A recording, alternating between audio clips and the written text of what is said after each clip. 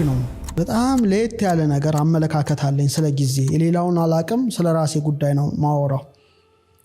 አንዳንድ ሰው ጥቂት አመት ኑሮ ብዙ ልምዶች ይኖሩታል። አንዳንዱ ረጅም አመት ኑሮ ጥቂት ልምዶች ይኖሩታል። ለምሳሌ የ3 አመት ህፃን ቅዱስ ቂርቆስ ታወቀ። ቅዱስ ቂርቆስ ትልቅ ገል ተጽፎለታልና የኖረው አመት 3 አመት ነው። እንዴት ሊሆን ቻለ ታያለሽ? አንዳንድ ሰው ደግሞ 90 አመት ኑሮ የህይወት ታሪኩን ሲሞት ለመጻፍ አንድ ገጽ በግድ አቶ ገሌ በዚህ ዓመተ ምህረት እዚህ አካባቢ ተወለዱ፣ አደጉ፣ እድሜያቸው ለትምህርት ሲደርስ ተማሩ፣ አገቡ፣ ወለዱ፣ ሞቱ። ምንድነው ታዲያ አንድ ገጽ አይሞላም ህይወታችን ማለት ነው? እንዴት ሊሆን ይችላል? የተገቢ ነው ብዬ አላምንም። ሰዎች ለአንድ ገጽ ኑሮ ምድር ላይ ለምን ይመጣሉ? አንበሳው ከዚህ በተሻለ ቢጻፍለት ታሪክ አድኖ ነበረ፣ አንድ ጫካ አቋርጦ ነበረ። የአንበሳ እንኳን ታሪክ ከጻፈ ሰው እንዴት አንድ ገጽ ማትሞላ ህይወት ሊኖር ይችላል? ስለዚህ ምድር ላይ የኖረበትን ዓላማ አልተረዳም ማለት። ለምሳሌ ትልቅ ቫልዩ የምንሰጠው ገንዘብ ነው፣ ግንዛቤን ሳይሆን ገንዘብ ነው። በምድር ላይ እንዳለ ሰው ሁሉ ነጭ ላቡን ያለበስክ የሚኖረው ገንዘብ ነው። ኦኬ ጥሩ ነው፣ ሰው ገንዘብ ያገኝ ማለት አይደለም።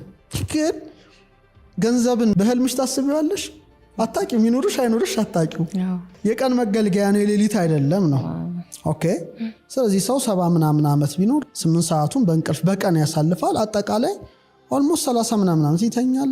40 ምናምን ዓመት ነው ምድር ላይ የሚኖረው ነቅቶ ማለት ነው። ሰው እድሜ ዘመኑን ገንዘብ ለማግኘት ከኖረና አካውንት ውስጥ 5 ሚሊዮን ብር ይኖር በትንሹ ወይም 10 አይዶን ነው እንዳያመጣጡ ያ ሰው ከዚህ ዓለም ይለያል ነው። ሲለይ የለፋበት ነው መነገር ያለበት አይደል? ለምን ህይወት ታሪኩ ላይ 10 ሚሊዮን ብር ባንክ ውስጥ አስቀምጦ ሞታ ይባል?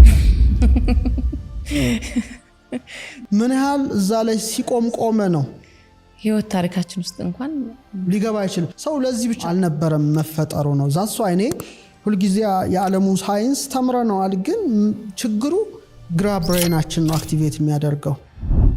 የተፈጠርንበትን ዓላማ ስለሚያስረሳን ለቁስ ነው የተወለድነው፣ ለቁስ ነው የምንኖረው፣ ለቁስ ነው የምንሞተው።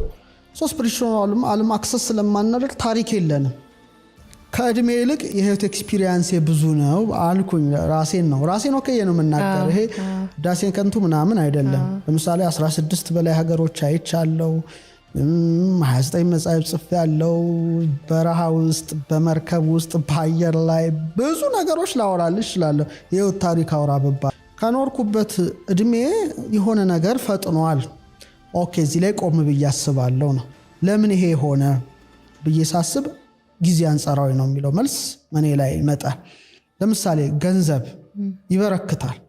እንዴት ይበረክታል? አስራት ሰዎች አስራት ይሰጣሉ ነው። እግዚአብሔር ላበርክትላችሁ አስራቴን ስጡኝ ይላል አይደል? እግዚአብሔር ቸግሮት አይደለም or something አይደለም። ስትሰጪ ይትረፈረፋል ነው። አታቂውም ሲትረፈረፍ ድንገት ይመጣል።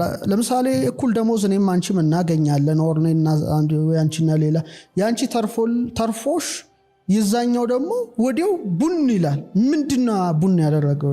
አንዳንዱ ደግሞ ሰጥቶት አያልቅም። ይሄ ማለት ብሌሲንግ ይባላል፣ በረከት። በጣም ሰዎች ገንዘባቸው እንዲባረክ ብቻ ነው የሚመኙት።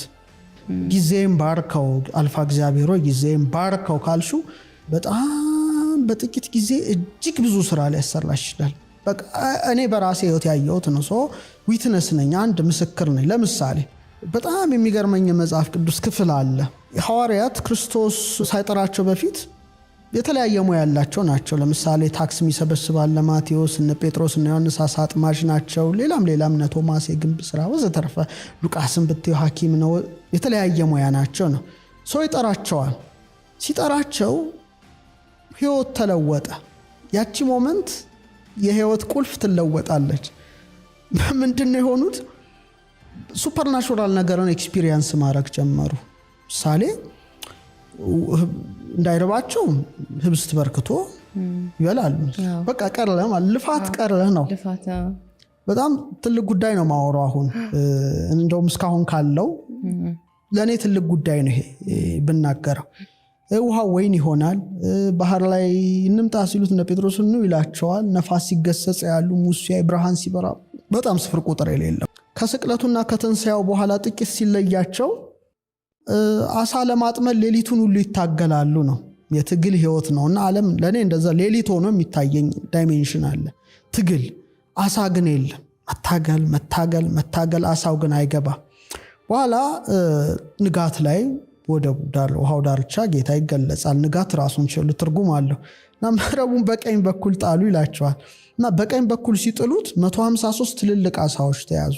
የቀኝ መንገድ በጣም ቀላል አይደለም። ግራ ሌላ ነው፣ ሌፍት ልፋት ነው፣ ቀኝ ራይት ነው። አሳውን ደግሞ ጠብሰን እንበላለን እናዘጋጃለን እንዳይሉ ሌላ የተጠበሰ አሳ ማን እንዳዘጋጀው የማይታወቅ ህብስታል እና ተለወጠ ነው። ኦኬ ያ ከሆነ ሰዎች ስጋዊ ማንነታቸውና መንፈሳዊ ማንነታቸው ማዋሃድ ከቻሉ በዚህ ልዕልና ደረጃ አሉ። አሁን ግን እየተከተልን ያለነው የግራውን መንገድ ነው። ለምሳሌ እግዚአብሔር 90ውን እኔ ልሸከምላችሁ ግድ የለም 10ዋን ተሸከሙ አይነት ነው። እኛ ደግሞ ኖ ግድ የለም እኛ 90ውን እንሸከም 10ዋን ነው ላንተ የምናሸክመው። ኦኬ ኮንቲኒው። አጠቃላይ ቅዱሳት መጻሕፍትን ትምህርት ስትመለከቺ በዚህ ዓለም ስላለው ጉዳይ እንድንጨነቅ አልተፈቀደልን። አትጨነቁ ነው በጣም ትልቁ ሜሴጅ። አትጨነቁ፣ ስለምትበሉ፣ ስለምትጠጡት፣ ስለምትለብሱት አትጨነቁ። ጀስት የሰማይ ወፎችን ተመልከቱ። ከምግብ ጋር ተያይዞ ከልብስ ጋር ተያይዞ የምድረ በዳ አበቦችን ተመልከቱ። ሰሎሞን እንኳን ከነሱ እንዳንዱ አልለበሰም። እናንተችን መንግስቷና ጽድቋን ፈልጉ፣ እኔችን ቀድጃታለሁ፣ በዚህ ምንም የምታጡት ጉዳይ የለም ባካችሁ አይነት ነው። ትኩረት ማድረግ ያለብን ነው ጽድቅ ምንድን ሌላ ጉዳይ ነው። ኦኬ አሁን ግን ዓለም እንዲገለበጠችብን ያን ጉዳይ ያን ሪያሊቲ ነው። አይሽ መነሳንሱን ወደ ግራ እንደምናዞረው ይሄ ጥረ ግረ ብላ የሚለውን በጣም አድካሚ ሆነን ወደ ቀኝ እንዳናዘነብል ሆነን 90% ተሸክመን መንገዳገድ ግዴታችን ሆነ ማለት ነው።